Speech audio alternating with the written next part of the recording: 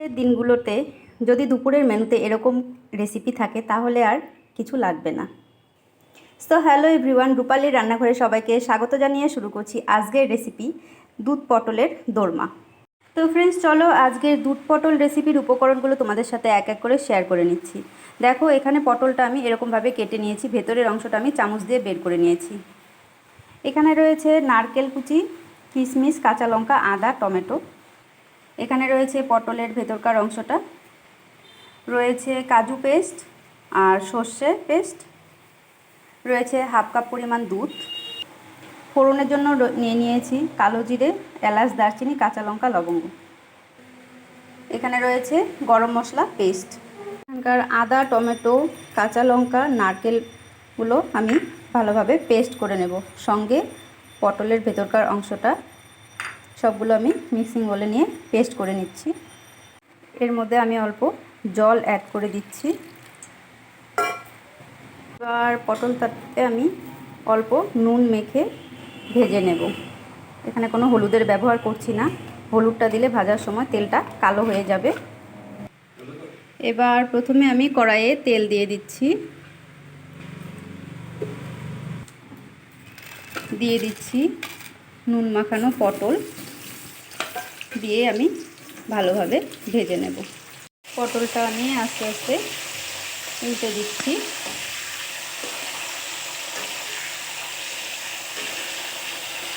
দেখো, পটলটা সব দিকে খুব ভালোভাবেই ভাজা হয়ে গেছে।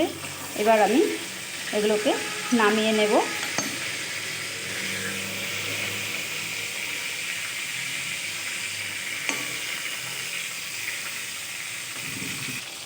পটলটা ঠান্ডা হতে হতে আমি এবার পুরটা তৈরি করে নেব। দিয়ে দিচ্ছি ফোড়ন, সাথে কয়েকটা কাঁচা লঙ্কা। এবার পেস্ট করে রাখা টমেটো, নারকেল, আদা, লঙ্কা এগুলো দিয়ে দিলাম আমি। দিয়ে দেখো, আমি গ্রেভি থেকে কাঁচা লঙ্কাগুলো উঠিয়ে নিয়েছি। শুধু স্মেলটা হওয়ার জন্য কাঁচা লঙ্কাটা আমি দিয়েছিলাম ফোড়নে। এবার দিয়ে দিচ্ছি স্বাদ মতো নুন, হলুদ আর সামান্য পরিমাণ চিনি। চিনিটা যারা পছন্দ করো না তারা স্কিপ করতে পারো। এবার নেড়ে চেড়ে খুব ভালোভাবে কষিয়ে আমি পুরটা বানিয়ে নেব। দেখো, পুরটা ভাজা হয়ে গেছে। আমি এবার নামিয়ে পটলের ভেতর পুরটা ভরে নেব। দেখো, পুরটা আমি এরকমভাবে পটলের ভেতর ভরে নিয়েছি। সম্পূর্ণটা ভরিনি, একটু খালি রাখতে হবে, নয়তো মশলাটা ভেতরে ঢুকবে না। এভাবে সবকটা আমি পুর ভরে নিয়েছি পটলে। কড়াইটা আবার ধুয়ে আমি ওভেনের উপর বসিয়ে দিলাম। কড়াই গরম হয়ে গেছে। এবার আমি তেল দিয়ে নিচ্ছি। এবার ফোড়ন দিয়ে দিচ্ছি কালো জিরে। এবার দিয়ে দিচ্ছি কাজু ও সর্ষে পেস্ট, স্বাদ মতো নুন আর হলুদ দিয়ে মশলাটাকে ভালোভাবে কষিয়ে নেব। দেখো, কষানো হয়ে গেছে। এবার আমি ফোড়নের যে কাঁচা লঙ্কাটা দিয়েছিলাম সেটা আমি এখানে দিয়ে দিচ্ছি। দিয়ে ভালোভাবে নেড়ে চেড়ে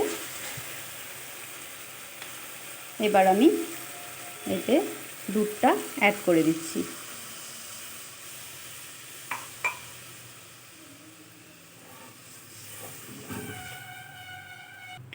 এবার দিয়ে দিচ্ছি পুর ভরে রাখা পটলগুলো। খুব সাবধানে দিতে হবে, পটলের থেকে পুরগুলো না বেরিয়ে যায়। সাবধানে আস্তে আস্তে পটলগুলো আমি দিয়ে দিচ্ছি। দিয়ে 5 মিনিটের মতো আমি ওয়েট করব। নিরামিষ দুধ পটলের দোরমা হয়ে গেছে। আমি এবার ওপর থেকে অল্প গরম মশলা পেস্ট ছড়িয়ে দিয়ে নামিয়ে নেব দুধ পটলের দোরমা।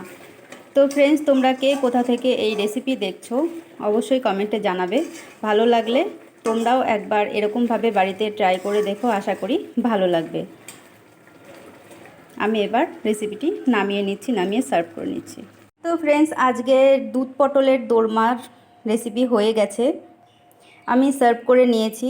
রেসিপিটি তোমাদের কেমন লাগলো অবশ্যই জানাবে। ভালো লাগলে লাইক কমেন্ট শেয়ার করে অন্যদেরকেও দেখার সুযোগ করে দেবে। আজকের মতো এই পর্যন্তই। নেক্সট কোনো দিন অন্য কোনো রেসিপি নিয়ে তোমাদের সামনে হাজির হব। সবাই সুস্থ থেকো, ভালো থেকো। নমস্কার।